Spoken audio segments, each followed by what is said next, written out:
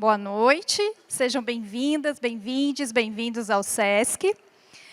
Nós daremos continuidade agora ao ciclo de bate-papos do Omodé, que é o Festival SESC de Arte e Cultura Negra para a Molecada. Essa mostra artística, esportiva, educativa, com o objetivo de enaltecer as culturas afro-brasileiras na relação com as várias formas de ser criança, além de reverberar a importância de se pensar coletivamente a ancestralidade, o antirracismo e a diversidade na infância, através do convívio e do compartilhamento de saberes e da arte.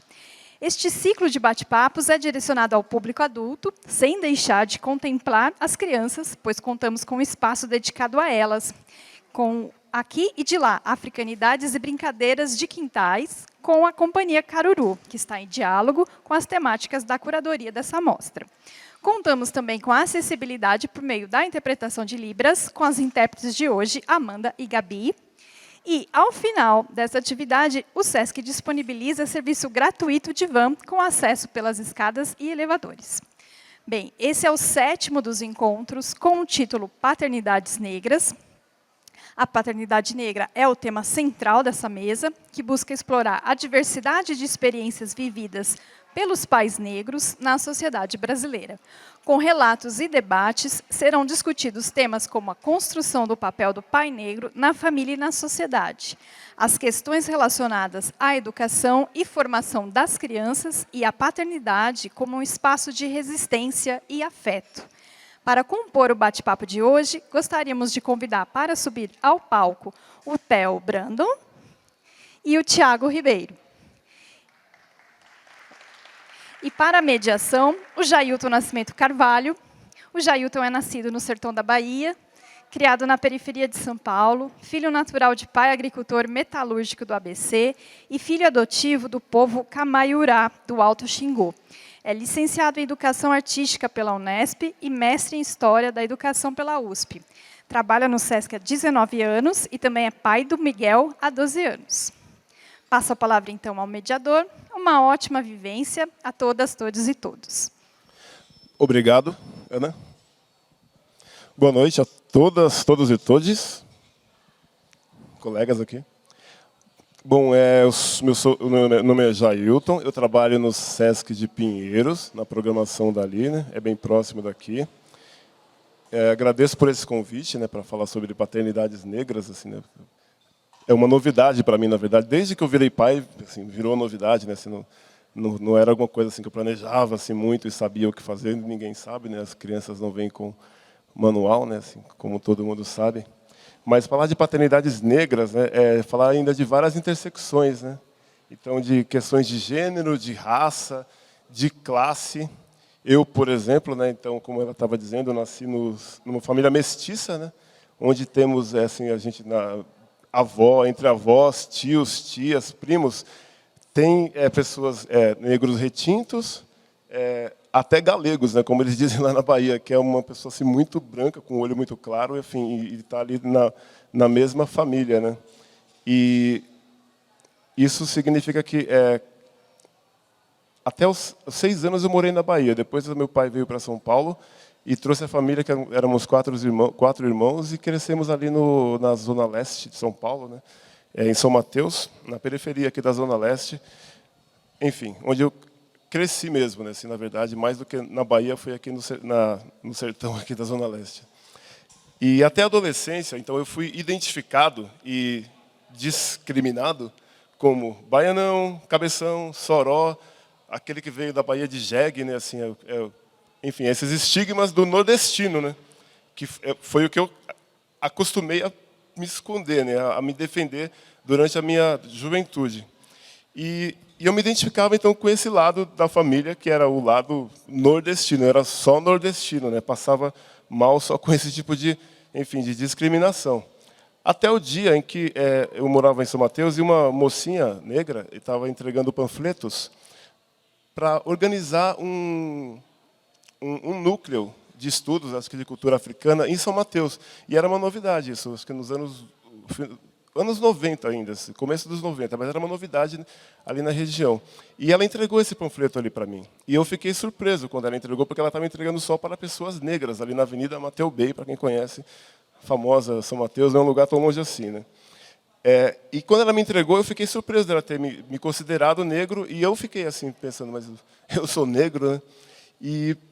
Mas daí em diante eu comecei a me olhar mais, né? Assim, a partir dessa visão dessa moça, e comecei a olhar para a minha família, comecei a olhar para as fotografias da minha família, e aí você vê que assim, nunca foi uma questão para eles, nunca foi uma questão lá, porque ali naquela região de Campo Formoso, que é o sertão norte da Bahia, próximo ao Rio São Francisco, lá perto de Juazeiro da Bahia, tem um povoado bem ao lado que chama Laje dos Negros.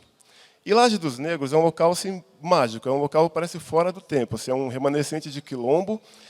E quando a gente passava lá de carro, quando eu ia visitar os parentes e passava ali, você vê, é como se fosse uma aldeia da África do Oeste. Assim, inacreditavelmente, as pessoas, a maioria, acho que 99%, toda a população, pelo menos que a gente via passar ali, eram de pessoas negras muito retintas e umas casas feitas ainda de pau a pique, adobe, como se faz até hoje lá nesse povoado que é o remanescente de quilombo.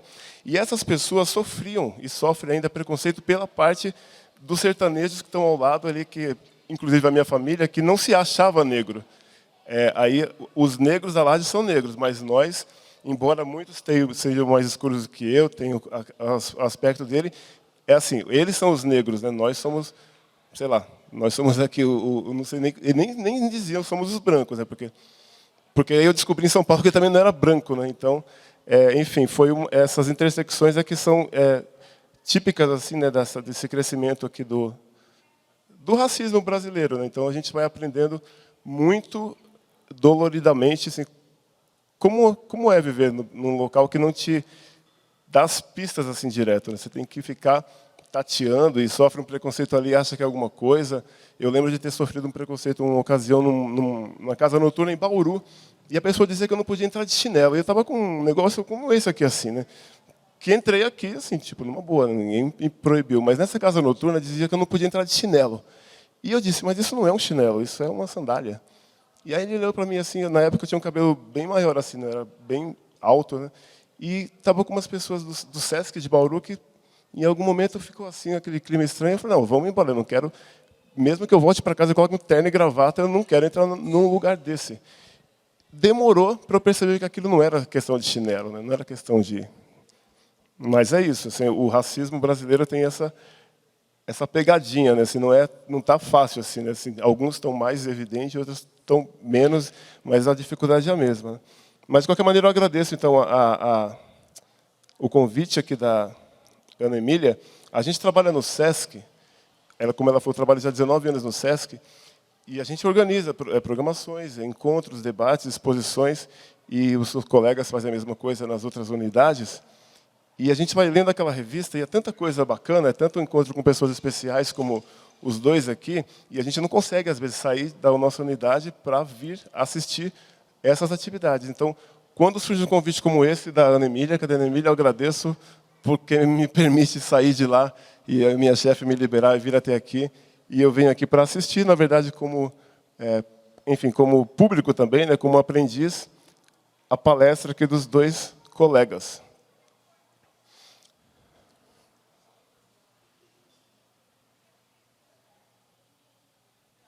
Em 2021 foi lançado o primeiro relatório sobre as paternidades negras no Brasil.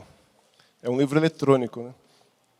E ali aparece essa tese de que é preciso minar a ideia de uma masculinidade abstrata, universal e desencarnada. E uma das formas de fazer isso, né, é chamando a atenção para o fato de que os homens colonizados nunca foram, né, são palavras do livro, aspas, nunca foram os que definiram a masculinidade ideal. E a pretensão dessa universalidade e neutralidade produzida pela branquitude masculina empresta um poder normativo sem igual, fazendo com que seja tomada como medida, né, de quase todas as coisas. Dentre essas coisas está a paternidade. E aí a gente admitindo que não foram os homens colonizados, né, os não brancos, né, e muito menos os não brancos de países colonizados, como o Brasil, que definiram continuam a definir o que é a paternidade ideal. Esse relatório, que é esse livro, que eu acho muito interessante, tem 226 páginas, é um esforço inédito, né? Eu mesmo nem sabia que existia isso até começar a pesquisar esse fato muito recentemente, mas é um espaço inédito, né, para trazer pais negros e paternidades negras para esse primeiro plano. Então, assim, a gente tem questões ainda de gênero, né, nos quais os homens negros não são geralmente associados ao afeto, né, mas sempre uma masculinidade agressiva, uma sexualidade, ao trabalho braçal.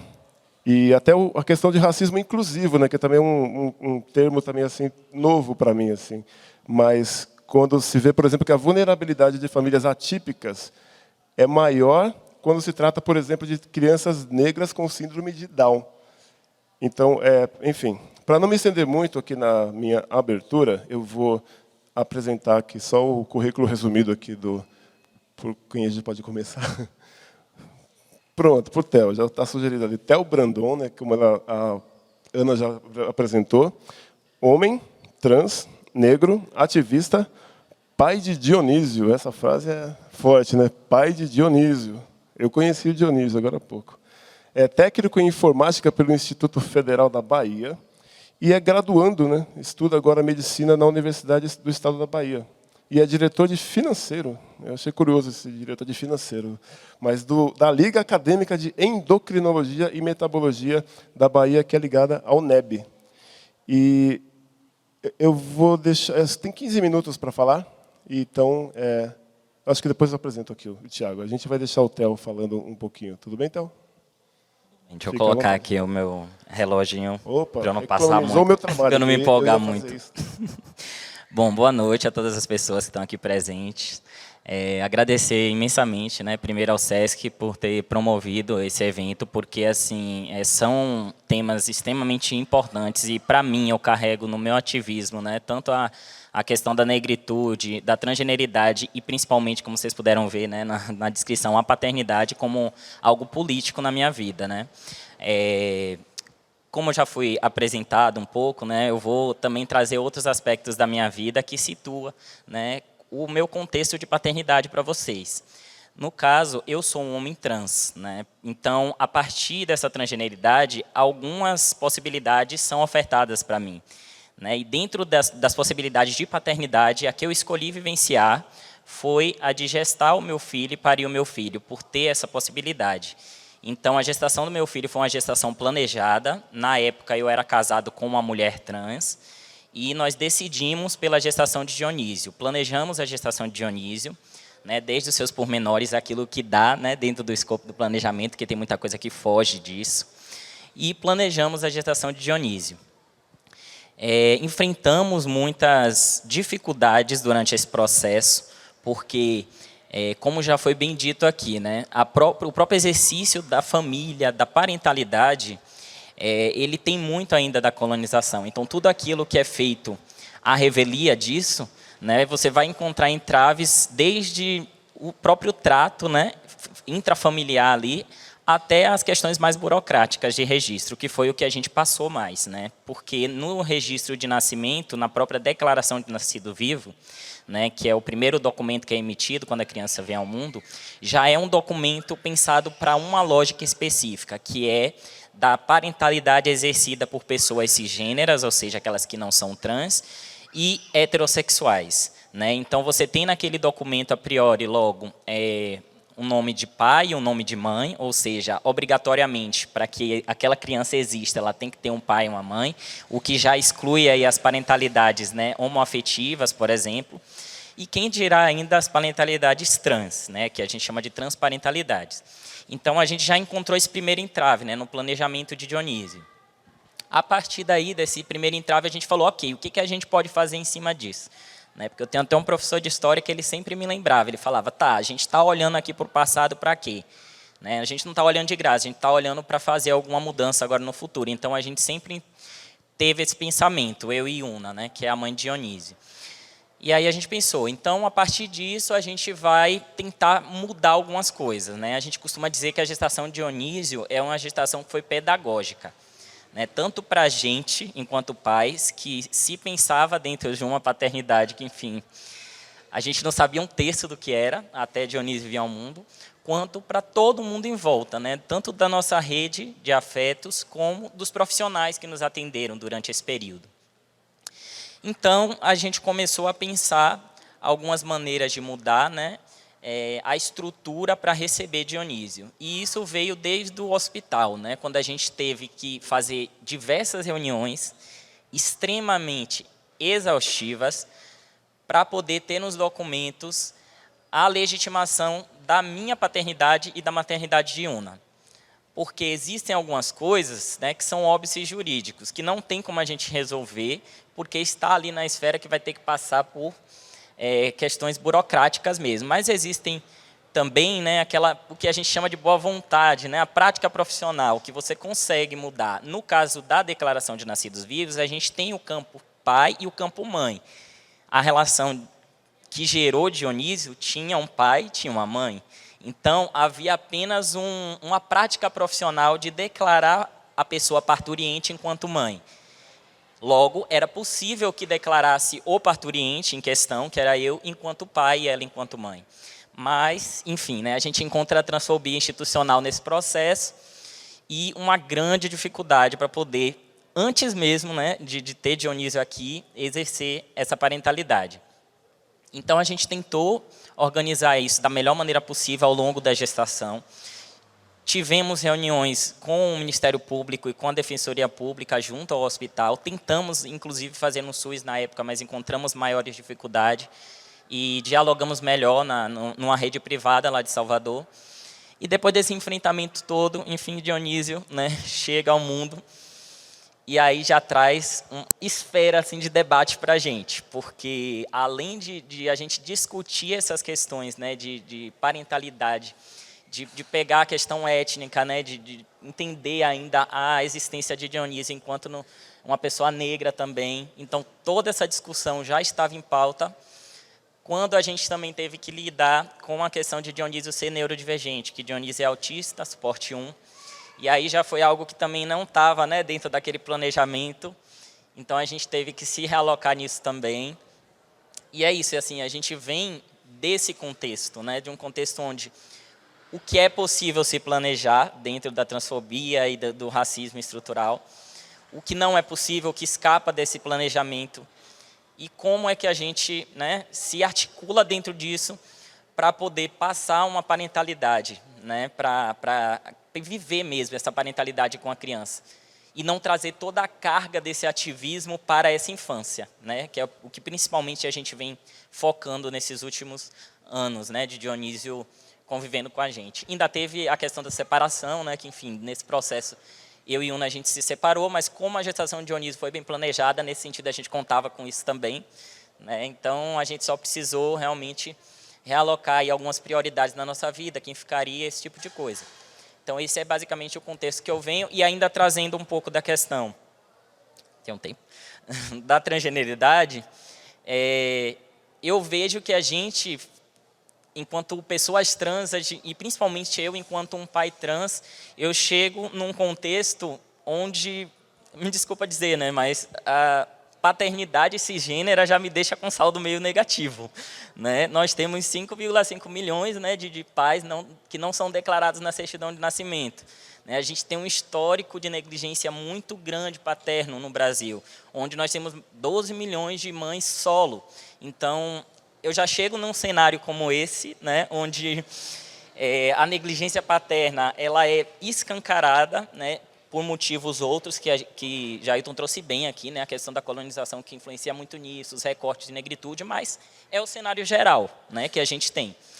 Então, eu chego nesse cenário onde eu consigo ver, a maioria das vezes, isso é muito visível quando eu estou com Dionísio e as pessoas me veem cuidando de Dionísio, de vir elogios, 30 mil elogios, né? Nossa, mas você é um pai dedicado, estou fazendo um mínimo ali, né? Enfim.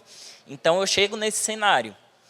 E aí eu venho dialogando, eu venho me aproximando mais desse debate de paternidades negras, né, que aí foi quando eu conheci que havia essa diferenciação, né, havia um recorte de negritude que também colocava o homem negro enquanto, porque é contexto histórico, né, o homem negro ele era visto desde o período de escravidão enquanto um reprodutor. Muitas vezes reproduzia e nem via a sua cria, né? Acontecia de ter que trabalhar e separar do filho. Então, é desse contexto, né, que eu venho. Então, eu penso que família, a palavra família, ela está em disputa quando a gente pensa nas paternidades negras, né? Tem um meme que a galera costuma usar que é assim, né? Eu não nasci herdeiro, né? Então, eu acho muito engraçado porque, para mim, essa frase ela tem não só um contexto de classe, mas um contexto filosófico familiar, no geral. A gente estava conversando até, e Jailton estava falando aí agora, que teve que olhar para trás e rever a história da família, né? De quem era de tal lugar. Eu percebo que isso acontece muito mais com as pessoas negras, de você ter que revisitar os seus familiares, a sua árvore genealógica, e muitas vezes desconhecer vários rostos dela. A gente não é herdeiro, não é só de classe, a gente não é herdeiro de ter uma construção familiar bem consolidada, de você saber quem são seus avós, quem são seus bisavós.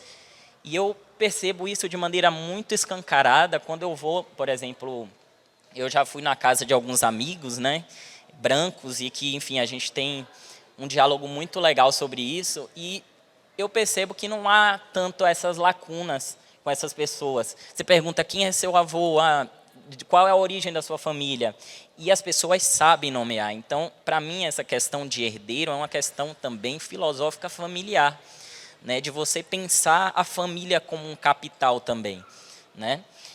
E sinto muita falta disso quando a gente fala sobre a negritude no geral, as parentalidades negras, né? De você pensar como essa família é consolidada, né? De você estar sempre em busca. Eu sou assim, eu sou muito família, né? Muito família, então sempre busco quais as minhas origens. Inclusive, minha priminha está aqui, né? Eu chego em São Paulo, eu tenho um monte de parente aqui em São Paulo, eu falei para os parentes tudo, ó, eu cheguei aqui, eu vou fazer uma palestra, vem. Quem pôde vir, veio, né? Então, eu sou muito família, e eu falo com o pessoal, eu pergunto para minha mãe, às vezes, eu falo, mãe, quem era meu avô? Quem era meu bisavô? Da onde veio? Aí minha mãe, às vezes, uma vez ela perguntou, ela falou, nossa, mas tu quer saber de todo mundo? Eu falei, mãe, a gente tem que saber de onde a gente veio, a gente tem que saber da nossa história.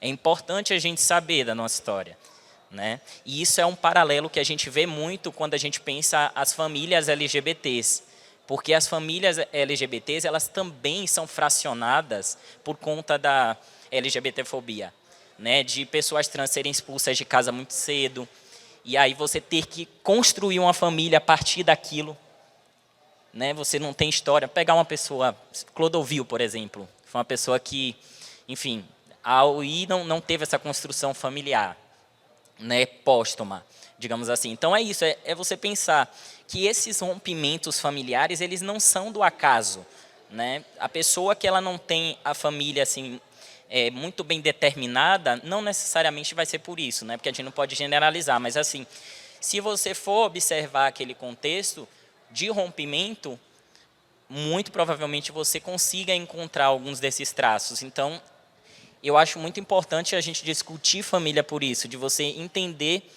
a família em si, né, como esse capital todo, como essa necessidade, né, de você trazer a história da pessoa para debate. Então, assim, para início mesmo, para situar vocês, é basicamente isso assim, que eu tenho para trazer. Obrigado pela escuta. Nós que agradecemos. Eu vou dar continuidade já com o Tiago. Tiago também, cadê? Com TH também, né? Como Theo. Tiago Ribeiro. Tradutor, intérprete, fotógrafo documentarista. Embaixador do Instituto Jô Clemente, que é a antiga APAI de São Paulo. Idealizador do projeto expográfico Invisibilidade, ensaio sobre o racismo e a síndrome de Down. Foi premiado, né, como um dos 50 melhores projetos de fotografia documental da América Latina em 2022. Ele é também líder da Rede de Ação Política pela Sustentabilidade e membro do Comitê de Acompanhamento de Políticas de Cotas do município de São Paulo. E é pai do Noah, que tem 3 anos e, entre outras características, também tem síndrome de Down, como ele já falou. Eu vou também pedir para o Tiago então, falar mais uns 10 ou 15 minutos, e aí depois a gente parte para uma primeira rodada de perguntas, ok?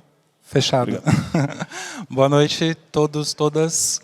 Eu sou Thiago Ribeiro, fui apresentado. Sou pai desse carinha aqui, que é o Noah, que está na foto. Ele não está comigo hoje, mas aquele é o Noah. Tem 3 anos, tem síndrome de Down, completa 4 anos agora no final do ano. E achei muito interessante o convite para esse evento especificamente, para poder falar sobre uma paternidade atípica, né? Que eu descobri há 3 anos atrás. Né? Eu estou olhando para o Oliver aqui, porque a gente se conhece pelas redes sociais. Ele tem um filho, Malik, com síndrome de Down também. É uma criança negra com síndrome de Down também. E a minha jornada dentro pela inclusão, né, começa a partir do nascimento do meu filho, dos questionamentos que eu comecei a fazer sobre onde estavam as crianças como o meu filho. Né? Por que eu não via as crianças como meu filho? Por que eu não via cards, não via anúncios, não via em organizações? E tudo isso me levou a associar com questionamentos que eu já fazia enquanto ativista pelos direitos humanos, que já era há mais de 10 anos, quase 15 anos. Né?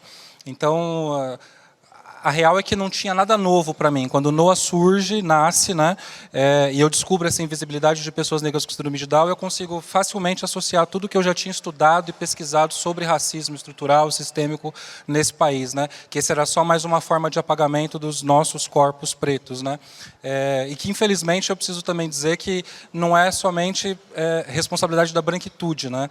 Comecei a perceber também nos últimos 3 anos que esse apagamento é também entre nós, pessoas negras. Né? As pessoas negras não discutem pessoas com deficiência, não discutem corpos com deficiência. Né?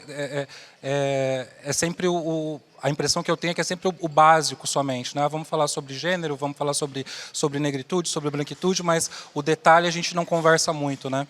E aí me vem como fotógrafo, já fotografava eventos e atividades voltados a direitos humanos, manifestações, e o projeto de fotografia ele surge de forma muito aleatória. Nos primeiros 1 ano e meio do Noah, mais ou menos, era eu que ficava responsável pelos cuidados dele em casa, terapias, médicos, etc. Então, sempre fotografei ele desde que ele nasceu, né? E um dia comprei uma lente fotográfica nova e estava lá nos cuidados com o Noah e comecei a fotografá-lo, né, durante o dia, né, várias fotos. Guardei essas fotos, como eu sempre faço, jogo no Drive, deixo lá e depois eu vou rever para ver se tem alguma coisa interessante. E alguns meses depois, quando eu fui rever essas fotos, eu vi que eu tinha fotografado partes do Noah somente, pedacinhos dele, a mãozinha, o pezinho, ele entre os meus dedos, não aparecia uma criança. Né, você só conseguia ver que era uma criança negra. Uma criança negra, mas não que tinha uma deficiência, né? E aí, a partir daí, me deu esse estalo de falar sobre invisibilidade através do meu trabalho, do meu ofício, que era a fotografia, né? Então, eu fiz uma série fotográfica, onde é uma série de 10 fotos, onde 9 fotos eu tenho esses pedaços do Noah, partezinhas dele, e só na última eu revelo o rostinho dele com as características da síndrome de Down, características fisionômicas da síndrome de Down, que é o olhinho amendoado mais puxado, né? Boquinha, a linguinha, na época ele ficava com a linguinha um pouquinho para fora ainda, estava trabalhando a fono, né? E tudo isso para discutir com a sociedade essa invisibilidade de pessoas negras com síndrome de Down. Mas aí também comecei a me deparar com essa questão que foi trazida pelos colegas aqui, né, da forma como o homem negro é visto pela sociedade, como a paternidade é vista. Estava revendo hoje, inclusive, um artigo que eu que eu traduzi em 2016, que era sobre, o título era As Fazendas de Sexo durante a Escravidão. E era justamente sobre esses abusos, tanto de mulheres como de homens negros, dos corpos negros, né, no período da escravidão, e dando conta, inclusive, disso, né, de homens negros que chegavam a ter 200 filhos durante a vida, que eram obrigados a reproduzir, tinha uma quantidade de mulheres que eles tinham que... por ano de reproduzir, de ter filhos, né, e que não tinham o direito de exercer essa paternidade. Né. Foi tirado dos homens negros esse direito de exercer paternidade durante muito tempo. Inclusive ainda imagino, né, continuo vendo as dinâmicas familiares que você bem trouxe até hoje, né, e aí eu venho para esse lado das pessoas com deficiência. Né. Comecei a observar nesse meu caminhar, por inclusão, mas com recorte racial, que o perfil dos pais brancos é totalmente oposto do meu perfil. Né? Exige-se que esses homens brancos tenham uma doçura no falar, é sempre aquele pessoal longe de qualquer tipo de crítica aqui, mas que é um pouco mais fofo. Né? Então, existe essa possibilidade, inclusive, de ser fofo no discurso, coisa que eu não tenho tempo. né? Recentemente me perguntaram o que eu esperava para os próximos 5 anos, e eu abri para próximos 10 anos. O que você espera dos próximos 10 anos? Eu disse, eu preciso de que nos 5 próximos já tenha mudado tanta coisa para o meu filho conseguir saborear um pouquinho de cidadania, o mínimo de cidadania, né? Porque meu filho não é aceito hoje por várias intersecções, entre elas a deficiência intelectual que ele tem, né? E então esse paternar também atípico e preto, ele é totalmente diferente do que a gente aprende como é um paternar, tipo padrão Rodrigo Wilbert, por exemplo, né? Que todo mundo sempre comenta, né? Que é o super pai, etc, né? E aí vem muito também do que você trouxe, né, Theo, desse herdeiros, né, também de referências, né? Falta-nos referências também paternas, né? Eu não tive pai, por exemplo, então aí você se vê numa situação de paternar também, com que bases, de onde vêm essas referências, né? É de avós, é de antes disso, mas a gente não tem acesso, historicamente, também há tanto tempo atrás, os nossos ancestrais, para poder buscar essas referências, né? Então é esse aprendizado constante, mas, no entanto, a cobrança pelo paternar, ela vem no mesmo nível como se fôssemos brancos e tivéssemos tido todas as oportunidades e referências que todo mundo sempre teve, né, no mundo padrão. Então, identifico essas questões todas associadas à paternidade, mas também à deficiência do meu filho, e a dificuldade que é também de um homem preto estar nesse lugar falando sobre inclusão, que é um lugar majoritariamente ocupado por mães, por mulheres.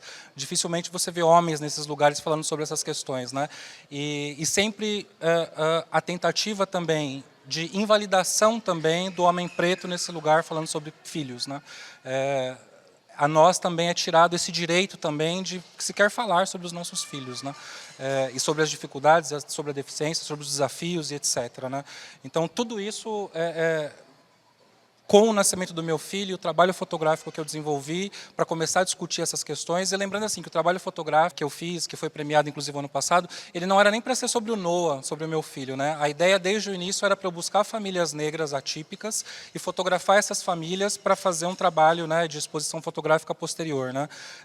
Ocorre que eu não tive dinheiro para fazer, não teve apoio, ninguém se interessava muito por essa questão há 2 anos atrás, e eu tinha as fotos do meu filho, não preciso de autorização, já fiz as fotos e comecei a divulgar, meio que joguei para o universo isso, vamos ver o que dá.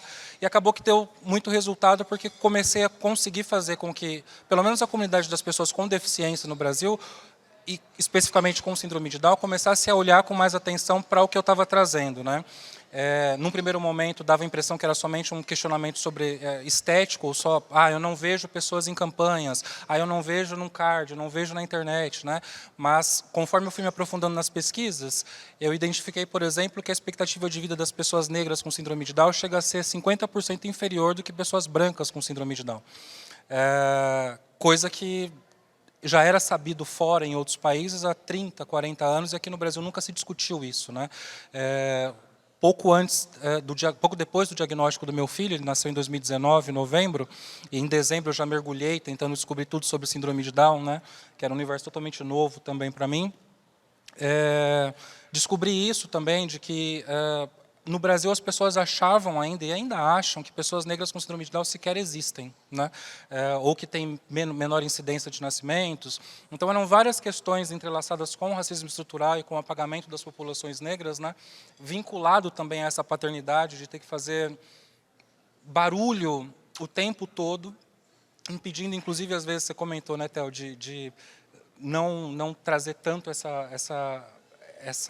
esse ativismo, né, para o paternar, que eu me pego pensando às vezes nisso, mas que para mim é impossível, não consigo, não tem como, né, não ser ativista e não questionar o status quo o tempo todo, quando eu tenho um filho com deficiência intelectual, que eu sei que vai ser dependente de mim, da mãe dele, pelo resto da vida, né, e que quando a gente não estiver mais aqui vai estar vendido nesse mundo de pessoas que não aceitam nem nós, que somos, né, pessoas saudáveis e sem nenhum tipo de deficiência, imagine para pessoas com deficiência. Então, são várias questões que eu comecei a associar, e esse é um breve resumo, assim, né, da minha trajetória nesse paternar de uma criança preta com deficiência, né. Eu tinha muito uma questão também, a gente não usou o termo colorismo, mas a gente trouxe aqui, né? Você trouxe um pouquinho dessa identificação sua, de não se identificar como negro, depois a pessoa te chama na rua e te diz que você é negro, né? Pela cor da pele. O Noah, eu tinha uma questão com ele. Essa foto, ele tá, não sei se dá para ver bem, mas ele está com o rostinho um pouquinho mais estourado à luz, mas ele escureceu bastante de quando nasceu, né? Então eu citava muito o Noah como uma criança negra e não preta, né? Associando aí que negros no Brasil são os pretos e pardos, né? E depois, com o tempo, já digerindo, falei, a mãe dele é uma mulher negra, de pele clara, eu sou um homem negro. O Noah é uma criança preta, né? Uma criança de pele escura, inclusive. Você comentou, inclusive, da maternidade, né? A gente teve uma questão quando, na hora do registro também do Noah, da enfermeira, não foi a enfermeira, a pessoa que vem do cartório para fazer o registro, né? A mãe dele e eu, e a pessoa pergunta assim, posso colocar branco aqui? Porque ele nasceu branco, né? Branco, né? E eu costumo dizer, minha mãe sempre fala isso, que eu também nasci branco e fui escurecendo depois de 6 meses. Tem muito isso também em famílias negras, né? Eu comentei com ela, não, pode colocar preto, né? A mãe dele é uma mulher negra, eu sou um homem negro, não tem como ser branco. Mas também é uma estratégia também desse embranquecimento, né? Se você não está atento, é mais uma criança branca que nasce, né, para o sistema e os negros cada vez diminuindo mais. E com base em todo esse trabalho, eu comecei a buscar também alternativas para soluções através de políticas públicas, para mostrar que essas pessoas existem primeiro, para depois brigar por direito dessas pessoas, né? Por inclusão de fato, por acesso às terapias, serviços de saúde especializados, que é o maior problema que impacta nessa baixa expectativa de vida de pessoas negras com síndrome de Down. Alguns estudos que eu consegui traduzir e trazer para o Brasil nos últimos 3 anos dão conta disso, né? Que quando foram avaliar as diferenças que poderiam ter entre pessoas brancas e negras com síndrome de Down, não tinha nenhuma, na verdade. Que a única diferença era a falta de acesso. A falta de acesso a serviços de saúde de qualidade, às múltiplas terapias, era o que determinava essa baixa expectativa de vida. Que nos últimos 30 anos, por exemplo, só para citar como uma base, a expectativa de vida 30 anos atrás de pessoas com síndrome de Down era de até 25 anos. Hoje em dia subiu para 60 anos, mas dos negros continua em 25 anos. Com mortes prematuras antes de 4 anos de vida, por exemplo, com falta de diagnósticos precisos, com falta de terapias, com locais muito próximos daqui da capital de São Paulo, tipo Carapicuíba, por exemplo, onde a espera para começar as terapias dessa criança é de até 2 anos. O Noah começou com 3 meses a fazer terapias, já para ver questões motoras, para fono, também para desenvolvimento do paladar dele, para conseguir se amamentar, né, para conseguir pegar o peito da mãe e sugar o leite, porque não tinha força para isso. Então, você imagina o impacto da falta de terapias logo nos primeiros meses na vida dessas crianças, né? Então, toda essa realidade existe, estava oculta até ontem, né, quando eu comecei a desenvolver esse trabalho, e encontrar essas outras famílias negras e identificar que eu aqui em São Paulo ainda estava sendo privilegiado com o acesso que a gente tem aqui, mas se for pensar interior do Brasil e outras duras realidades que a gente tem pelo Brasil afora, tem uma realidade que segue ainda sendo sistematicamente e conscientemente invisibilizada, que é sobre a situação das pessoas negras com síndrome de Down. E está tudo muito misturado, né? Essa paternidade, essa luta por garantia de direitos de pessoas negras com síndrome de Down, como exercer essa paternidade com qualidade também. Então, acho que é um breve resumo. Muito obrigado, Thiago. Tinham 2 questões aqui, eu não sei se eu começo pela primeira ou pela segunda agora, acho que a gente tinha conversado antes aqui. Eu acho que vocês dois declaram bastante sobre essa questão relacionada à saúde, né? Inclusive, Theo é estudante de medicina agora, né? E Thiago, representante do Instituto João Clemente, que é a antiga APAI, e relata essa diferença, né, do tratamento entre pessoas, entre a questão dos médicos, a medicina, do sistema de saúde para as pessoas brancas e pessoas negras, pretos. E eu ia perguntar para vocês isso, por exemplo, o Theo, que estuda medicina, eu lembro de ter visto uma pessoa, enfim, citando, uma estudante de medicina, inclusive, que, por exemplo, síndrome de Asperger, que o nome quem deu esse nome era um nazista. É o nome dele que virou uma referência ali para. E a gente vai reproduzindo, vai mantendo esse nome dessas pessoas, inclusive no ensino, né, da medicina.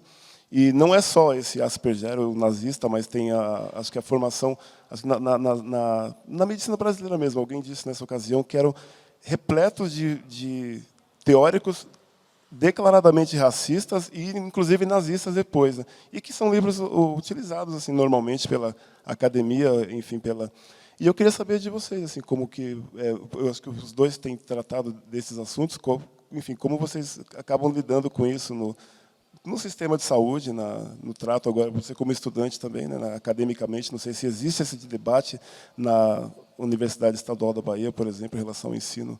Nina Rodrigues, por exemplo, é baiana, né, sei lá. Sim, não, é uma coisa que a gente vem enfrentando muito, porque assim, eu, quando entrei na UNEB, foi já nesse contexto político mesmo, de observar que a população trans, porque eu cheguei antes a fazer 2 anos de ciência da computação, né, eu me formei em técnica informática e fui para a ciência da computação na UFBA. Só que, nesse meio do caminho, eu comecei a ver muita negligência com a população trans, enfim, e foi criando esse amor pela medicina de novo que eu tinha, né, na infância, e acabei me afastando por questões familiares, né. E nesse contexto, então, eu entro na universidade já pensando numa luta política mesmo, em todos os sentidos que eu pudesse, né, que foi como você disse, Thiago, pô, a gente tenta não levar essa carga, mas o pioneirismo é basicamente impossível a gente não alcançar nas realidades da gente, né? A maioria das vezes a gente vai ser o pioneiro que vai chegar lá e que vai levantar a demanda para as nossas crias, sabe? Vai ser isso que vai acontecer. Então, como eu já tinha isso como uma realidade, eu falei, tá, então eu vou abraçar, né? Então, foi isso que eu fiz. E aí, na universidade, o que eu observo é que a gente encontra esse debate muito setorizado, né? Eu vou dar um exemplo para vocês. Eu tive uma matéria, que era a matéria de antropologia médica, e a professora dividia em seminários. Aí era seminário saúde LGBT, saúde do idoso, saúde indígena. Então, foi tudo bem dividido assim. Aí eu lembro que um dos seminários, que foi o seminário sobre idosos, eu levantei a mão para fazer uma observação sobre as pessoas trans idosas que existia, né? Quando eu levantei a mão e eu fiz essa observação, aí a professora falou, gostei muito do seu comentário, mas guarda isso para falar no seminário de LGBTs. Né? Mas pessoas LGBTs, elas também são idosas. Né? Por que a gente não pode trocar essas figurinhas e interseccionalizar elas, né? Sabe, a gente pode e deve, na verdade, porque a pessoa, ela não é só idosa, ela não é só LGBT, sabe? A gente precisa começar a conversar sobre isso de uma maneira, sabe, trocando mesmo essas figurinhas entre elas, porque se ficar separando que a pessoa é só isso, só aquilo, a gente não vai alcançar o que a gente quer, e principalmente pensando em saúde, né, que a gente tem demandas integrais, então não tem como alcançar assim. Então, enfim, eu observo que esse fenômeno é o que muitas vezes causa você não ouvir, por exemplo, o que eu estava até falando com o Thiago, que eu realmente não ouvi, eu estou agora no 5º semestre. Já peguei algumas matérias até de outros semestres, e até o momento, de fato, eu não estudei. Quando eu vi falar de síndrome de Down, sempre as minhas referências bibliográficas apareciam pessoas com síndrome de Down brancas. E eu ainda, enquanto uma pessoa negra, não tinha adentrado nessa seara. Então, para você ver, né, que a gente também não está isento de reproduzir, porque está lá o cenário, né? O cenário está posto. Eu abro o livro, eu vejo aquilo, dentro do meu semestre da correria, né? Se não for algo que muitas vezes me afeta diretamente, vai passar sem que eu, de fato, né, perceba aquilo. Então, acho que já começa aí, né, na universidade, que a gente não tem essas referências, no livro a gente não vê. Vez ou outra, a gente vai encontrar uma pessoa que tem alguma proximidade com o debate e vai nos chamar a atenção, e aí é que eu acho que a gente precisa valorizar. Né? Eu mesmo estou a todo momento lá, que eu posso, né, enquanto não se torna também algo que atrapalhe, né, a minha graduação, porque aí, muitas vezes eu colocar a transgeneridade, se eu vou colocar em uma aula, às vezes eu vou passar a aula inteira falando, porque continuam reproduzindo esse sexismo, enfim. Então, nem sempre dá para entrar com esse debate com qualidade, e às vezes, se não entrar com qualidade, é bom, né, que a gente nem entre na seara. Então, eu nem sempre consigo, mas eu observo que isso já vem da graduação, né?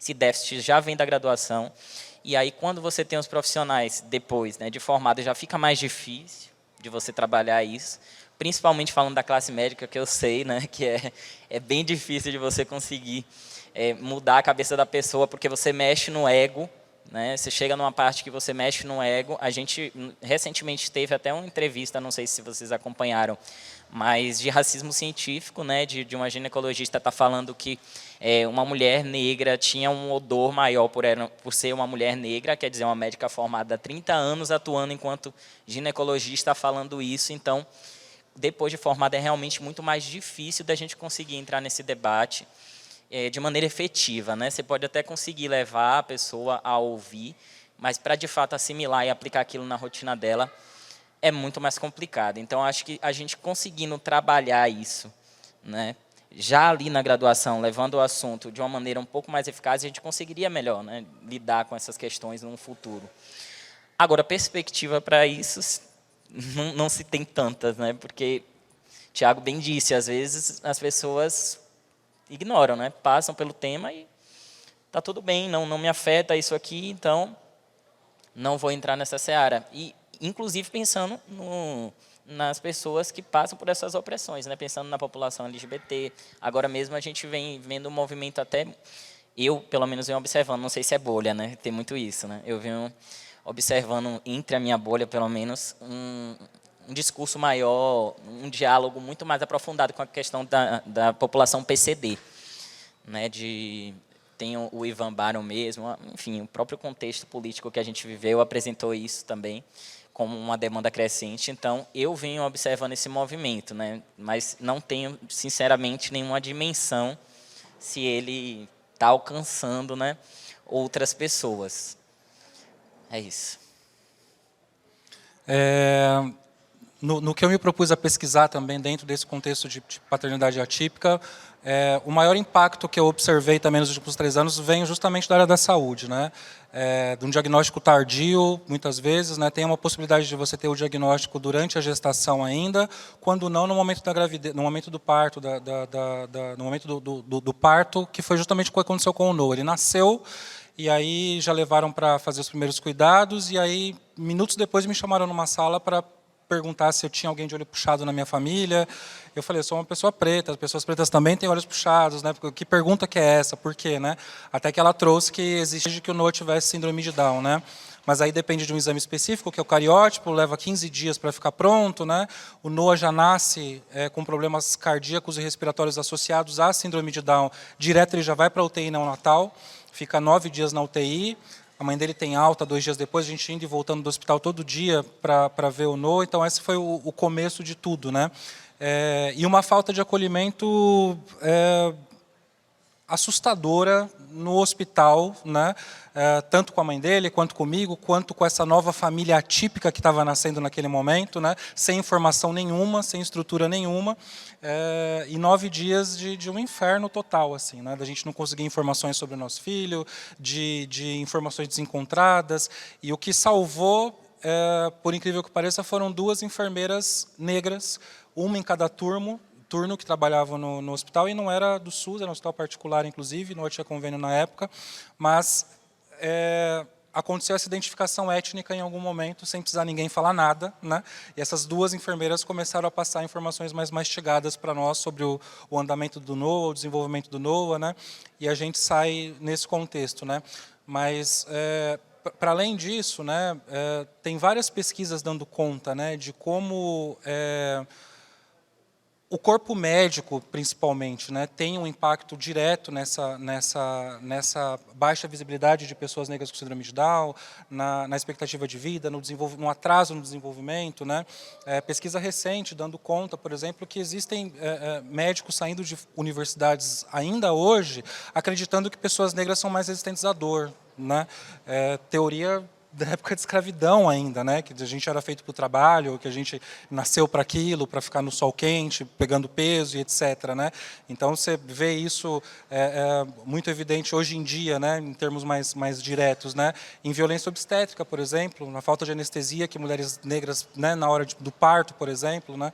Então, são várias questões associadas aí com saúde e que perpassam aí também por pessoas com deficiência. E, além disso, né, tem os tratamentos, terapias, que são múltiplas terapias, por exemplo, que o Noah precisa fazer, né? Fono, físio, pedagoga, psicólogo, às vezes, também, né? E tem sempre essa questão, né? Tem um uma reclamação constante da comunidade negra autista, com relação ao diagnóstico, inclusive, né? Que você não consegue o diagnóstico porque é como se as pessoas negras não pudessem ter essa deficiência, não pudessem ter autismo, por exemplo, né? Porque são mais agressivas mesmo, e tem sempre esses estereótipos associados à negritude, né? Quer mulheres ou quer homens, né? O que dificulta e atrasa esse diagnóstico, muitas vezes, né? E aí, se for colocar isso para outras deficiências, vai acontecer sempre, vem do corpo médico essa demanda primeiro, né? Então, eu concordo muito com o Theo nesse sentido, né? Precisaria que na graduação já tivesse informações mais detalhadas sobre tudo isso. Ocorre que o Brasil, a gente não tem dados, informações sobre pessoas com deficiência de maneira geral, né? Brancos não têm informações sobre quantidade, sobre onde vivem, sobre renda, sobre expectativa de vida, não tem informações. O recorte racial, menos ainda você vai ter informações, né? A gente está com um censo agora, acho que já terminou, inclusive, né? Que foi muito discutido dentro da comunidade das pessoas com deficiência, porque tinham 2 formulários, por exemplo, né? Um completo, onde daria para diagnosticar ou identificar se a pessoa tinha deficiência, que deficiência que era, e uma série de outras questões, e o outro simplificado. Só que era sorteio. Quer dizer, se eu sou uma família atípica e caísse com um formulário simplificado, eu não ia poder falar sobre a deficiência do meu filho, por exemplo, né? Então, gerou muita discussão dentro de grupos que eu participava, em alguns coletivos e organizações também, sobre para que serviria esse censo, né? Se não fosse para diagnosticar problemas sociais, para conseguir garantir a criação de políticas públicas efetivas no futuro, né? Não ia ter sentido nenhum no final, né? Então, eu tenho batido muito nessa tecla da falta de dados que nós temos sobre pessoas com deficiência no Brasil. E só voltando na questão da paternidade, de uma coisa relacionada à saúde também, né? Eu percebo muito que acho que eu comentei na primeira fala, mas eu percebo muito que existe uma tentativa de silenciamento quando é o pai negro falando sobre essas questões, né? Percebi isso muito dentro da comunidade da inclusão, inclusive, né?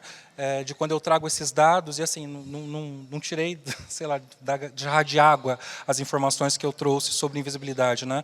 É uma série de pesquisas que eu fiz ao longo de 3 anos, pegando informações e dados de pesquisas de outros países, de outras organizações de saúde, fui traduzindo isso, cruzando com dados aqui do Brasil, para pintar um cenário, tirar uma fotografia do cenário brasileiro, né?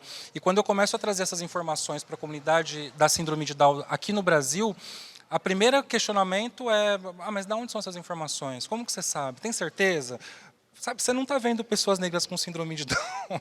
Quer dizer, tem uma explicação, e eu trago a explicação, e as pessoas mesmo assim contestam, mas com base eu acho que não é assim, né? Você está trazendo dados, referências, informações, artigos, e a pessoa, eu acho que não é assim.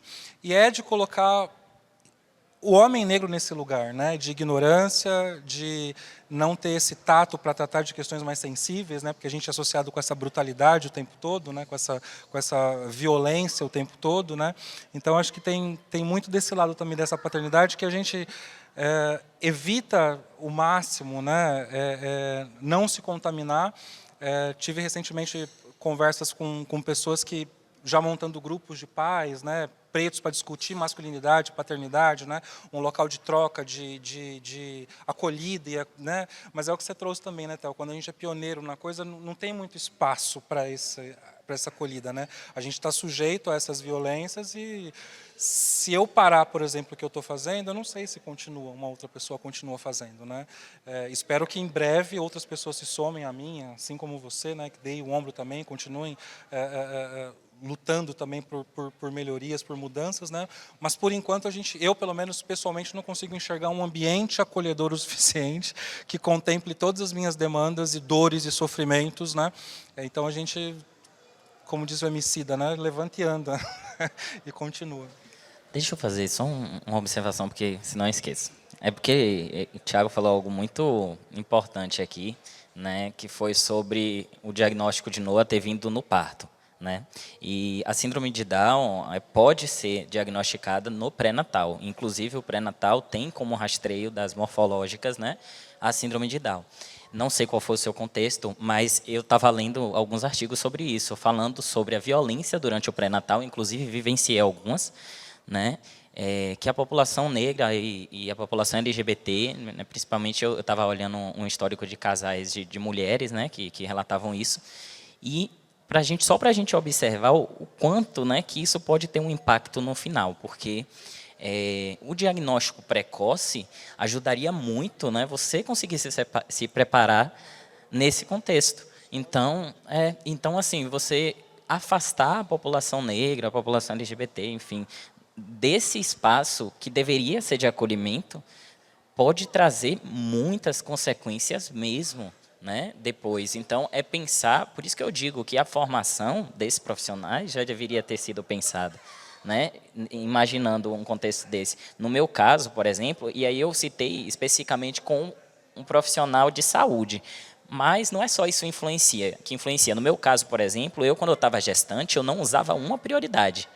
Porque até eu explicar, eu fazer um TCC para explicar que eu estava gestante, eu preferia deixar e pegar a fila.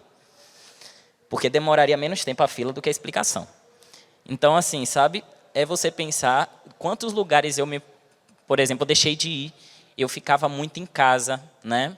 E isso eu não me exercitava, eu sempre gostei de me exercitar muito, eu parei de me exercitar, eu tive umas implicações nisso, quase, enfim, minha pressão começou a mudar no final da gestação por conta de tudo isso, porque meu estilo de vida, tipo, foi de 8 a 80, sabe? Eu tive que parar de fazer várias coisas, porque eu sair na rua era quase que um cenário mesmo de circo, né? Então, eu tinha que me poupar daquilo para poder conseguir vivenciar a minha gestação com um pouco mais de saúde mental, sabe? Então, tudo isso, né, todo esse processo social que está ali na pessoa vai influenciar depois no impacto na saúde dela, né? Tanto como influenciou na questão da minha hipertensão, como pode influenciar numa questão como essa, né, de um diagnóstico que poderia ter sido feito de maneira precoce, né, e que muitas vezes a pessoa pode não encontrar acolhimento nesse cenário e não conseguir, né, pensando no cenário de uma pessoa que foi assim, que não sei, né, se fosse eu assim, mas se fosse, né, a gente teria já aí um exemplo disso, né, de como isso influencia. Posso só também complementar que você falou de pressão arterial? Estava lembrando também que, fazendo associação com saúde também, né? Saiu recentemente, acho que 2021, se eu não me engano, um guia do Ministério da Saúde sobre prioridade, atenção a pessoas com síndrome de Down, especificamente na área da saúde, né? Inacreditavelmente, pasmem, todas as fotos são de crianças brancas com síndrome de Down nesse guia do Ministério da Saúde, né? E eu achei muito interessante, já dentro do trabalho que eu estou desenvolvendo de pesquisa, né, como não tem associação nenhuma com um guia muito anterior, que é o Guia de Saúde Integral da População Negra, por exemplo, né? Não tem ligação nenhuma, referência alguma no guia da síndrome de Down com a saúde da população negra, né?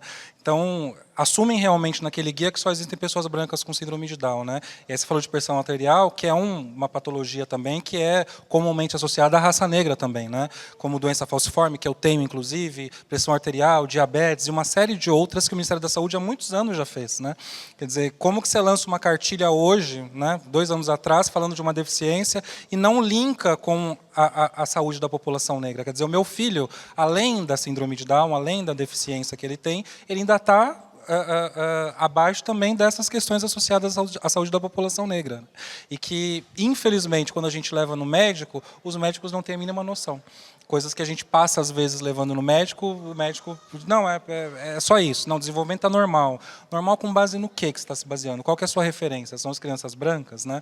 O próprio desenvolvimento, quando eu comentei, agora eu não estou lembrando se eu comentei aqui ou foi lá dentro, mas do desenvolvimento do NOA, que a gente percebeu, observou que estava um pouquinho mais acelerado com relação às referências que eu recebi quando o NOA nasceu, né? Então eu fui bombardeado de informações, de referências de pessoas com síndrome de Down brancas. E aí eu tenho uma criança negra, então seu filho só vai andar depois de 2 anos, só vai falar depois de tanto tempo, vai demorar para fazer tal coisa. E o NOA começou a antecipar todas essas referências, né? E eu só fui ter noção de que a referência estava errada quando eu comecei a ter acesso a outras famílias negras, que aí o desenvolvimento do NOA estava próximo dessas famílias negras, mas distante das famílias brancas, né? Inclusive mais avançado, né? E até recentemente, comentei lá dentro, não foi aqui, até recentemente eu tive contato com um fisioterapeuta que é presidente de uma associação de síndrome de Down. Em algum momento surgiu essa discussão e eu comentei sobre essa minha percepção, até então era uma percepção só, de observação, e ele comentou como profissional que, de fato, o desenvolvimento das pessoas negras com síndrome de Down era acelerado com relação a pessoas brancas. Só que não tem dados sobre isso, informações sobre isso, explicações sobre isso, né? Então, tudo isso vai impactando negativamente o desenvolvimento dessas pessoas, a expectativa de vida dessas pessoas. E enquanto a gente está falando aqui, tem crianças nascendo e morrendo, ou antes de completar 4 anos morrendo, e sem ninguém dar a devida atenção, né? E eu comecei esse trabalho todo tentando conscientizar, primeiro, a comunidade das pessoas com síndrome de Down. Percebi que tinha uma dificuldade gigantesca ali dentro, né? Tem um status quo ali que não quer ser quebrado de forma alguma, né? Fazia parte de um grupo de presidentes e donos de organizações de síndrome de Down, com mais de 200 organizações. A única que tinha como gestores pessoas negras era a minha, de 200 organizações. E aí teve até um problema nesse grupo, inclusive, onde quando eu começo a falar sobre essa expectativa de vida baixa e desenvolvimento, as pessoas começaram a questionar assim, mas o que importa isso que você está fazendo, né? Para quem que serve o que você está fazendo, né? E eu disse, importa para o meu filho, para as pessoas como ele, né? E para praticamente 50% da população com síndrome de Down, que é um outro mito também que vem da comunidade médica, né? Que a incidência em nascimentos, por exemplo, é inferior em pessoas negras, é por isso que você vê menos, né? Só que é indiferente, né? Não tem questão de raça associada à síndrome de Down. Então, entendendo que o Brasil tem 56,4% de população preta e parda, a gente pode assumir também que a maioria da população com síndrome de Down também é preta e parda, entendeu? Só que a gente não vê essas pessoas por aí porque estão sendo invisibilizadas e porque estão morrendo antes da hora também. E fica a dica, né, para os futuros médicos sobre dados científicos aí, né, em relação a essa questão, por exemplo, né, porque é preciso que alguém vá lá e estude isso, né, para que entre numa revista científica, que seja reconhecido, que seja estudado depois em outros locais. Eu considero, sempre que eu estou falando sobre isso, eu considero inaceitável que eu, como fotógrafo, tenha que ter esse conhecimento. Não é papel meu ter que descobrir tudo isso, pesquisar tudo isso. Tem pessoas que estudam na medicina 5, 6, 7, 10 anos, se dedicam só para isso, e é inaceitável que eu tenha que fazer essas pesquisas e ainda ser questionado quando trago esses dados, por exemplo, né? Isso acontece muito com a gente, com a população trans. Às vezes a gente retifica o nome, por exemplo, e a gente tem que ficar explicando em cada lugar que ainda não retificou, que já está retificado lá na Receita Federal. É um dos exemplos, né? E aí a gente tem que ir lá e explicar que o banco de dados dele não está atualizado. Aí eu falo, imagine se eu não tivesse a formação em TI, que eu não soubesse isso, eu ia voltar para minha casa achando que não tinha retificado, como já aconteceu com muitas pessoas trans. Muitas vezes a gente tem que saber além do que é necessário, de fato, que a gente saiba, porque senão a gente tem o nosso direito o tempo todo violado. Bom, eu abriria a plateia. Alguém gostaria de fazer alguma observação, algum comentário, perguntas? Acho que a colega vai trazer o microfone aqui para... Eu tenho uma pergunta para o Theo. Você falou um pouquinho sobre famílias LGBT fracionadas. Aí eu queria entender um pouco, que eu acho que foi muito rápido. Queria que você falasse um pouquinho mais. Então, eu vou trazer o exemplo, né, para a comunidade trans que eu participo, e inclusive trazer um pouco do cunho da minha história pessoal para a gente debater um pouco mais sobre isso. No meu caso, eu me entendi enquanto uma pessoa trans ainda muito jovem, né? Minha prima está aqui, inclusive várias lembranças virão à tona agora.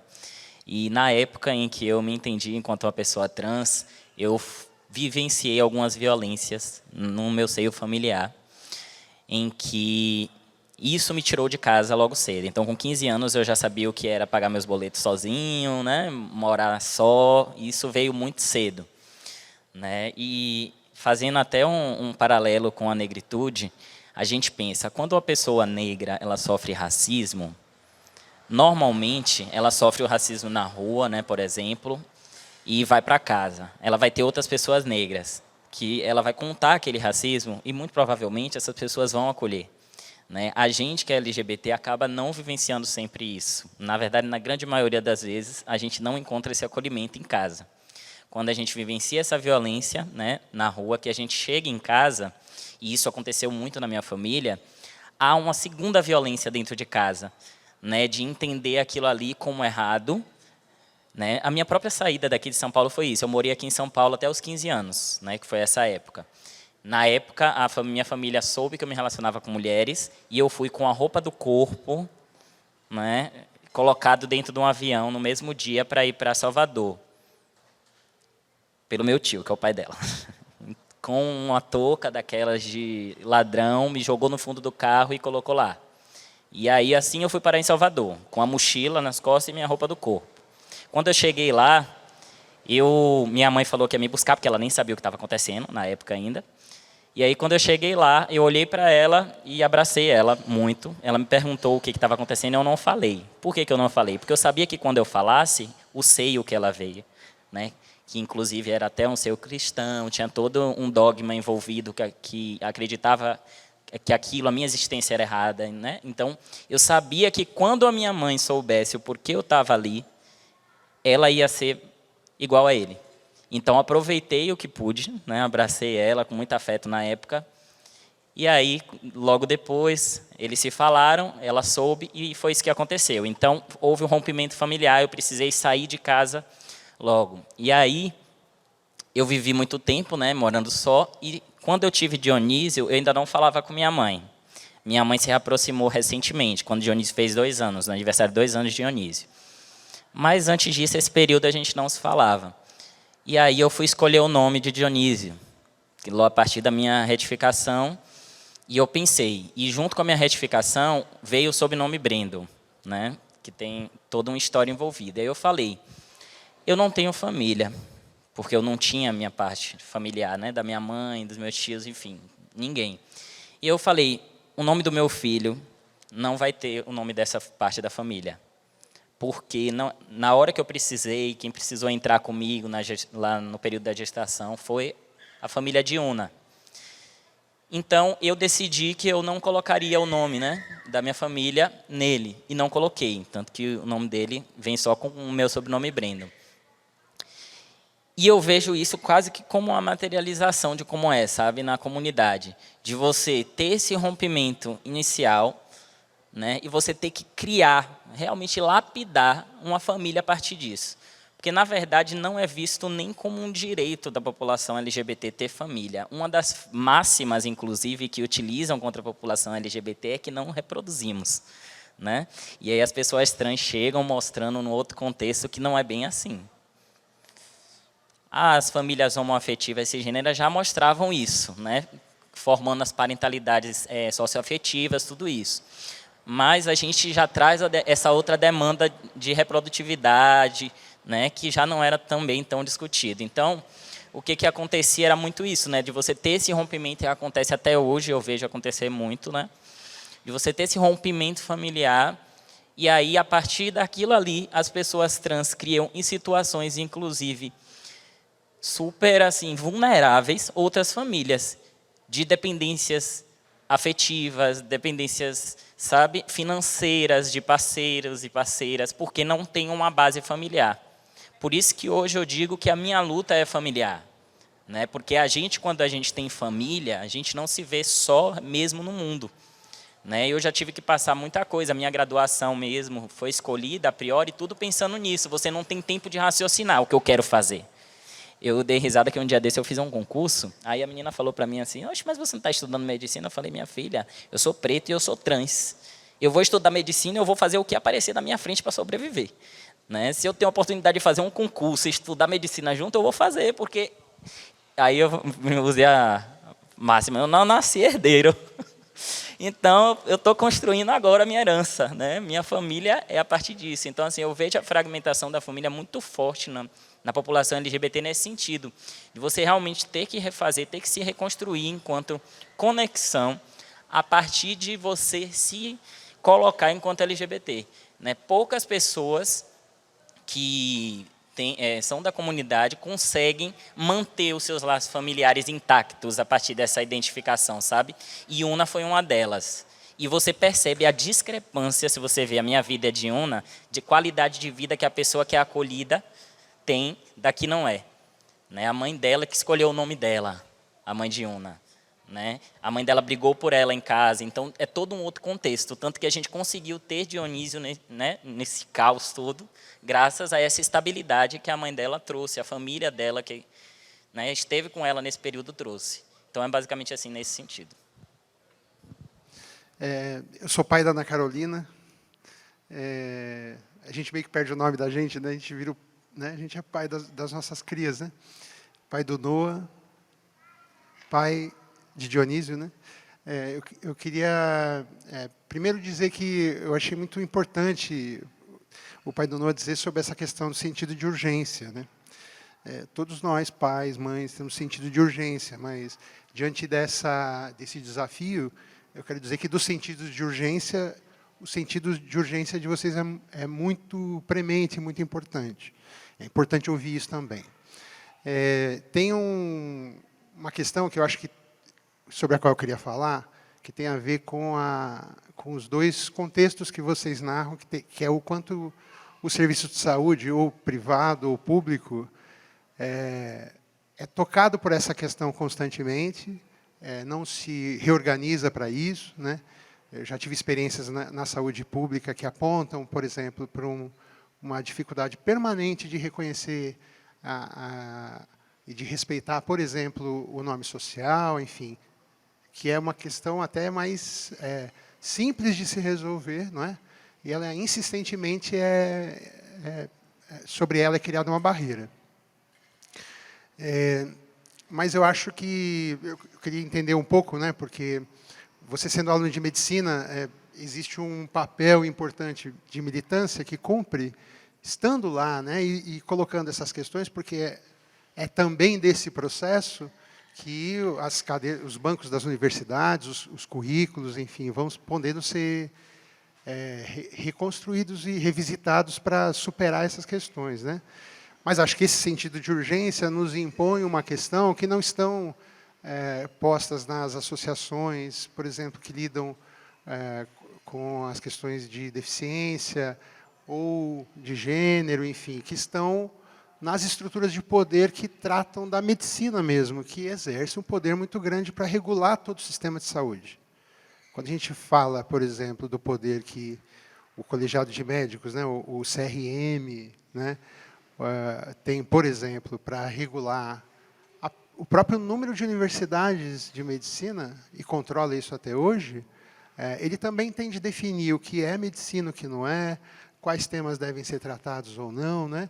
Eu queria saber um pouco sobre o olhar de vocês sobre entre aspas, o alvo de pressão política, social, dos movimentos, que não seja a estrutura pública que deve regular sobre isso, mas nesse centro de poder que é branco, que é masculino, né?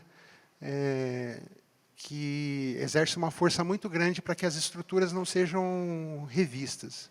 Desculpa pela demora, mas eu só queria reforçar esse sentido de urgência que vocês trazem, que todos nós temos que lutar nesse campo também, que eu acho que é muito importante. Queria ver a avaliação de vocês.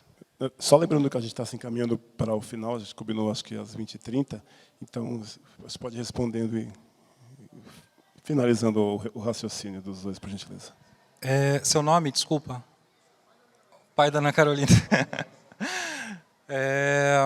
Eu venho de um ativismo majoritariamente político durante muito tempo. Eu fiz isso, né? Achei durante muito tempo, desde a minha juventude, que mudanças estruturais poderiam e deveriam acontecer através da política institucional, né? Ocupando o espaço político, né?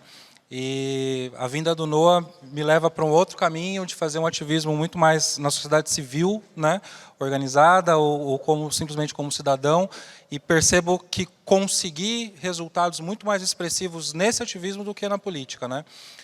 Especificamente sobre pessoas com deficiência, né, fazendo o recorte racial, que é o que a gente está fazendo aqui, não tem novidade nenhuma, né, do que a comunidade negra brasileira já vem demandando ao longo dos anos, desde que nós fomos sequestrados e trazidos para cá para trabalhos forçados, né? A demanda é a mesma, é só um recorte adicional de pessoas com deficiência, né? Então, eu não enxergo muito que é no colegiado de médicos, é no Ministério da Saúde. Não, tem uma estrutura criada e mantida para que nós, pessoas negras, deixemos de existir. É isso. Né? Independente de tom de pele, independente de origem, independente de questão de saúde, né? Se tem ou não deficiência, né? Eu só consigo entender e enxergar, dado o meu recorte, né, de uma criança com síndrome de Down, que é muito mais cruel e nocivo quando você faz isso com pessoas com deficiência intelectual, né? Eu tenho hoje ainda plena condição de lutar pelos meus próprios direitos e dos meus pares, né? Mas tenho ciência também que o meu filho não vai ter condições de fazer isso, né? Pelo menos não como eu faço, né? E muito aquém do que eu faço. Eu preciso ter, longe de querer romantizar essa situação toda, que é muito que a gente encontra por aí, né? Quando a gente fala de pessoas com deficiência, né? Ah, é todo mundo fofo, é bonitinho, tá? Eu vou morrer, né? Meu filho vai continuar. E que mundo ele vai continuar? Com que pessoas ele vai continuar, né? Que sistema ele vai continuar? E por isso que eu tenho essa urgência e pressa para o tempo que me resta. Tenho 40 anos hoje, que eu viva mais 50, mais 40. Nesses 40 anos eu vou estar fazendo exatamente isso que eu estou fazendo aqui agora. Por vezes mais incisivo, por vezes menos, às vezes mais fofo, às vezes não. Mas o fato é que eu não posso parar, né? E sigo numa jornada, né, que começou antes de mim, com os meus antepassados, com os meus ancestrais, né? Eu sempre menciono isso, que é uma corrida de resistência, né? Alguém veio antes de mim, correu, passou o bastão para mim, e eu vou correr e passar o bastão para o próximo que tiver condições de pegar, né? E isso não tem relação alguma com as estruturas que a gente tem de poder, né? Porque essas não vão mudar, imagino, simplesmente com conversas ou com o diálogo, ou trazer para o debate essas questões que já são de conhecimento geral, né? Da sociedade brasileira, né? A gente tem que tirar, acho que talvez um pouco os recortes, né? Quer de gênero, quer de raça, quer de orientação sexual, né? E trazer o debate para a raiz dele, que é a questão racial, é a tensão racial que ocorre nesse país, que desencadeia a desigualdade social, econômica, no acesso à saúde, no acesso a serviços, né? E eu não tenho mais certeza se é através da política que a gente consegue fazer isso, né? Acho que a minha reflexão é essa. Fiquei muito tempo nessa, de achar que era através da política. Hoje em dia eu já não sei mais se é através da política. Se é mais fácil a gente conscientizar os nossos pares. E aí eu digo pares, por exemplo, de um pai e uma mãe brancos que tem uma criança com síndrome de Down, que é o que tem acontecido no movimento que eu tenho feito, desses pais olharem e falarem assim, nossa, eu nunca tinha parado para pensar nisso. A demanda é mais urgente que a minha. A gente tem a mesma condição, né? Você tem um filho com síndrome de Down, eu também tenho uma filha com síndrome de Down, mas a sua demanda é mais urgente. Então dá o braço aqui que a gente pode correr junto para, sabe, acelerar um pouquinho o seu processo, né? Então, eu acho que você consegue conscientizar pares fora de estruturas ou desse corporativismo que a gente enxerga tanto na política como em conselhos, etc., do que propriamente as estruturas, as instituições. Pai da Ana Carolina, esse final dele foi excelente para eu puxar, porque era tudo que eu queria te falar. Isso aí, a gente já aprendeu que isso se chama aquilombamento. É isso.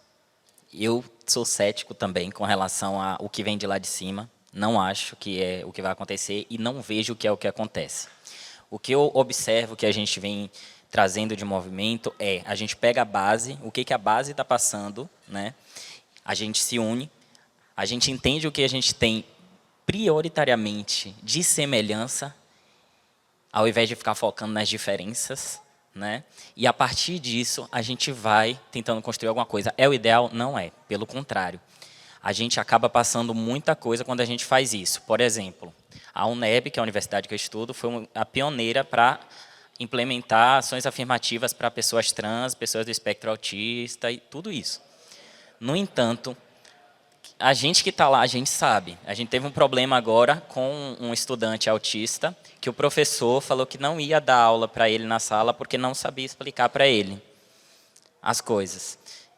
E assim, a UNEB deveria ter preparado os professores, né, o terreno para receber. Só que por que a UNEB não preparou o terreno para receber? Porque para aquela ação afirmativa ali acontecer, não foi a UNEB que quis que acontecesse, entende? Foram algumas pessoas que fizeram acontecer na UNEB. Então, você tem ainda uma divergência lá dentro da própria universidade, de pessoas que concordam e que discordam daquela política. Ou seja, você acaba implementando essa política de uma maneira defasada, né? O que não é o ideal, o que não é o que a gente queria, mas faz parte desse movimento de você não estar esperando algo vir, porque se for esperar chegar da maneira que vai chegar, que tem que chegar na verdade, que era o que a gente queria, muitas vezes não vai sair do papel, entende? o que Theo está dizendo? Theo está dizendo que acha que tem que sair defasado? Eu não acho que tem que sair defasado, sabe? Eu acho que ainda dentro dessa dificuldade que a gente tem, né, de consolidar alguma política, a gente tinha que pensar em minimizar isso.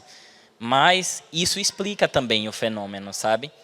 Sem julgamentos do fenômeno em si, mas explica o porquê que acontece. Então, eu observo muito isso lá na UNEB também com as questões trans, de eu ter que enfrentar, às vezes, como eu falei, às vezes aulas de 50 minutos que se eu for parar para explicar para a professora, para, de fato, discutir gênero com ela ali, a aula não vai sair. Então, assim, o ambiente não está preparado. Mas isso está acontecendo, sabe? E isso mostra que esse aquilombamento está dando certo, de uma certa forma. De você pensar, a gente tem uma expectativa aqui.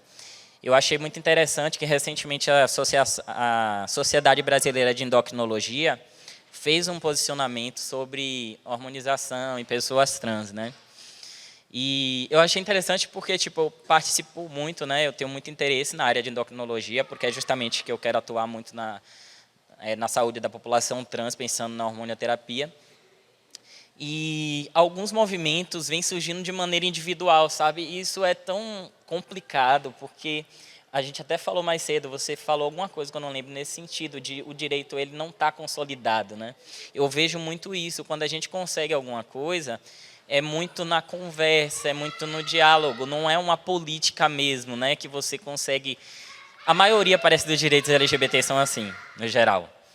Né? E pensando em outros direitos também de outras minorias, eu observo, né, de minorias sociais, eu observo que isso acontece, né, que a gente tem que negociar muito. Às vezes a pessoa que está naquela cadeira aprova, mas uma outra não aprova, e aí você fica com o direito garantido por um período da cadeira daquela pessoa. Né? Então, o que eu vejo de movimento para as nossas conquistas hoje é esse. Né? O cenário, para mim, é todo esse. Tanto no micro mesmo, de você pensar na universidade, nas políticas ali da universidade, como até o próprio nascimento de Dionísio foi isso. Porque a Declaração de Nascidos Vivos, ela foi preenchida adequadamente através de basicamente um termo de ajuste de conduta. Não foi assinado, mas foi o que foi proposto. Então, sempre há, né, aquela discussão ali. Aí foi garantido para mim e para a Iuna. Mas se outra pessoa, outro casal trans que resolvam fazer isso, eles vão ter que passar pela mesma coisa. Então, você não tem nada consolidado, sabe? Você tem esses pequenos movimentos. Mas, dentro da descrença que eu falei também que eu vivo, eu acredito que hoje é o que a gente consegue fazer. Né? Como a gente consegue se articular para fazer esse aquilombamento? Eu não vejo outra forma. Porque esperar em si, aquilo vir de lá, é muito difícil, sabe? Eu não vejo um outro cenário possível. Então, eu imagino, por isso que eu falei que a sua fala, assim, no final, super pegou meu pensamento todo, é isso, é da gente procurar os nossos pares, né? E, a partir disso, a gente procurar, principalmente, focar nas semelhanças, né? Eu discuto muito isso quando a gente está falando de transgeneridade, que o pessoal fica perguntando qual a diferença de mulher trans e travesti. Falei, gente, bora se concentrar no que mulher trans e travesti precisa de igual? O que as duas precisam? Elas são diferentes, isso vai mudar o quê na minha vida? Eu saber a diferença de mulher trans e travesti, sabe? Eu quero saber, para políticas públicas, a gente precisa do que é semelhante, não é? Até porque a gente cria o censo a partir disso, né? Das categorias de semelhança. Então, eu acho que é se aproximar, né, da semelhança, dos pares, e a partir daí ir tentando, né, mudar o cenário lá de cima. Eu penso dessa forma. Eu tinha ameaçado aqui de expulsar todo mundo aqui agora às 8h30, mas acho que tem mais uma questão. A gente já passou do tempo, mas acho que a gente vai... A Ana Emília foi generosa e vai abrir para a última questão agora. E aí vai ser a última mesmo, tudo bem? Embora eu ficaria aqui mais uma hora ouvindo os dois e conversando, mas, por favor. Boa noite. Né? Essa pergunta é para o Tiago, como ele já citou. Eu tenho um filho também com síndrome de Down, que, inclusive, é só um mês mais velho do que o Noah. Né? Tiago, dentro dessas pesquisas que você trouxe, desses dados, teve algum recorte na área da educação? Porque, por exemplo, o Malik, né, ele foi para a creche de 5 a 6 meses, né? Era uma novidade tanto para mim quanto para a mãe dele, né? Mas a gente encontrou, por exemplo, barreiras na questão da coordenadora chamar todo corpo da escola, pedagogos, vim falar, meu, como é que vai ser tratado? É a primeira vez que a gente tem uma criança com síndrome de Down, uma criança negra, e ela fez muito essa questão de enfatizar uma criança negra, né? Como é que, nas suas pesquisas, você passou por isso? Você tem alguns dados? Olha, de educação, pouquíssimos dados. O que tem muita coisa que funciona fora, né? Esses toolkits assim, né? De como incluir pessoas com deficiência, com síndrome de Down, de maneira mais qualificada no ambiente escolar e tal. Mas no Brasil, o que eu vejo, assim, né? Acho que a geração dos nossos filhos, eu acho que é a primeira que está com essa se enfiando de fato para essa inclusão, né? Ocupando espaço escolar, né? E social, inclusive, né? Eu tenho um primo com síndrome de Down, faleceu 2 anos atrás durante a pandemia, já com 60 e poucos anos, que é um dos pontos que para mim nunca foi mistério que existiam pessoas pretas com síndrome de Down, porque eu tinha referência desse meu primo de 2º grau, né? Que regulava a idade com a minha mãe, né?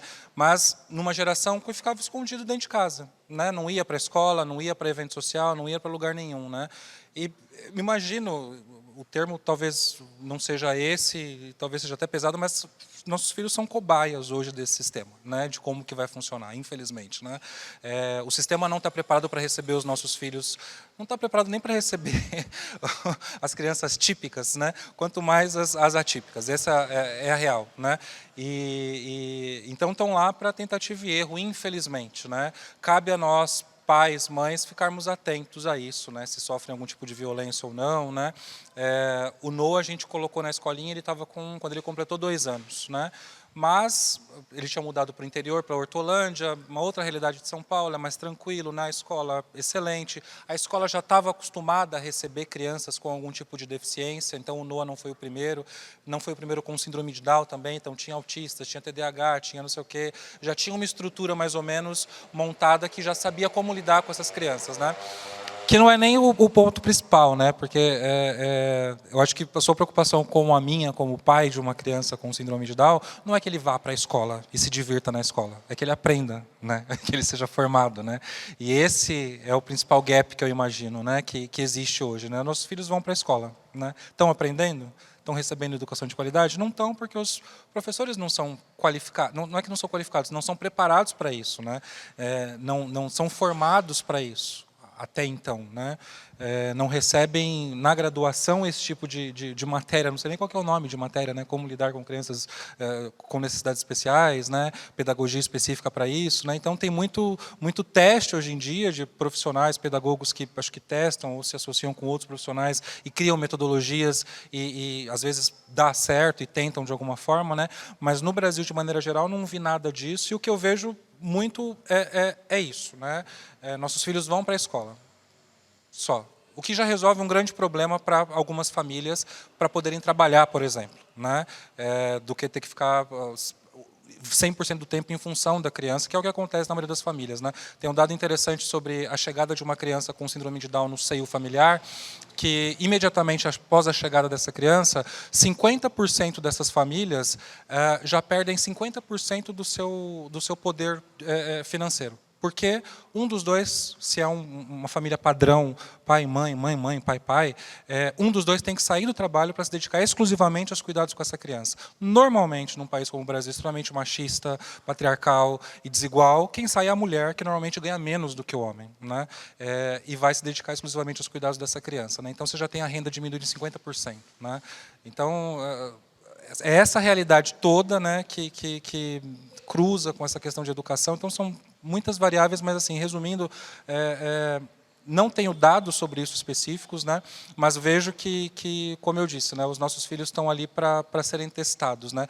A próxima geração talvez goze de um pouco mais de qualidade no ensino social e etc. Né, mas, infelizmente, os nossos filhos têm a mesma idade, né, vão ter que passar por isso. Né. Você comentou sobre ser pioneiro, né? Estou nesse pioneirismo com essa causa, né? E meu filho de tabela está junto, né? Eu só sou o que eu sou hoje por conta do nascimento dele, né? Então ele também está nesse processo e a gente que lute. Bom, agradeço então ao Theo, pai do Dionísio, e ao Tiago, pai do Noah, e a moça também, como chama a moça aqui do lado? A Amanda e a colega dela. E a Gabi, que fizeram a tradução em Libras aqui, que vai ficar gravada, para quem não consegue ouvir direito. Muito obrigado. E eu sugiro que a gente acompanhe aqui, né? Ele não vai poder ficar até mais dias, mas já sabe que vai ter uma programação muito bonita relacionada aqui ao Omodé para a molecada, né? Para os filhos, então. Eu não falei, o nome do projeto de fotografia chama Invisibilidown. E aí tem um perfil no Instagram também que vocês podem acessar, se lembrarem, vem de invisibilidade com down, Invisibilidown. Lá, o que menos tem é fotografia, tem muito dado, informação, pesquisa, né, na tentativa de ser uma fonte de informações sobre a realidade das pessoas negras com síndrome de Down no Brasil. Né? Então, fique à vontade para seguir. Você comentou, vou ser bem breve, prometo, você comentou durante a sua introdução sobre racismo inclusivo. Eu ia te perguntar de onde você tirou isso. Porque fui eu que criei o termo.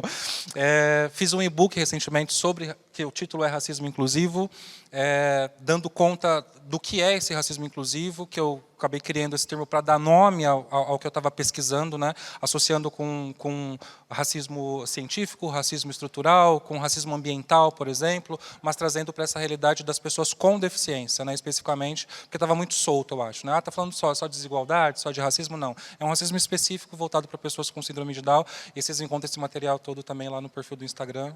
E podem me chamar também lá. Vai valer outra conversa, né, Ana Emília, sobre o assunto. Só aproveitando também um gancho rapidinho para dizer que o espaço, né, a gente não teve também tanto tempo. Se ainda restar alguma coisa que inquietar aí alguém e que quiser conversar também comigo, eu normalmente uso mais para conversar com o pessoal o Instagram. É o mesmo do meu nome, né, Theo Brandon, só que no final, ao invés de N, é com M, né, porque já tinha alguém usando com N.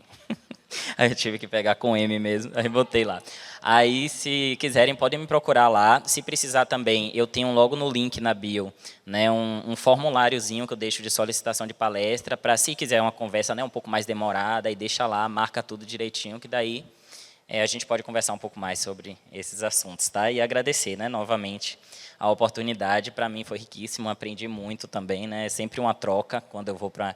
Muito obrigado, Tiago, pela sua fala também. Me sensibilizei muito no sentido de explorar ainda mais algumas coisas que eu não tinha pensado. Muito obrigado, assim, pela sua pessoa e pelo SESC, né, em si, pelo convite e pela escuta, né, de vocês hoje aqui. É isso, só agradecimentos. Tchau, tchau.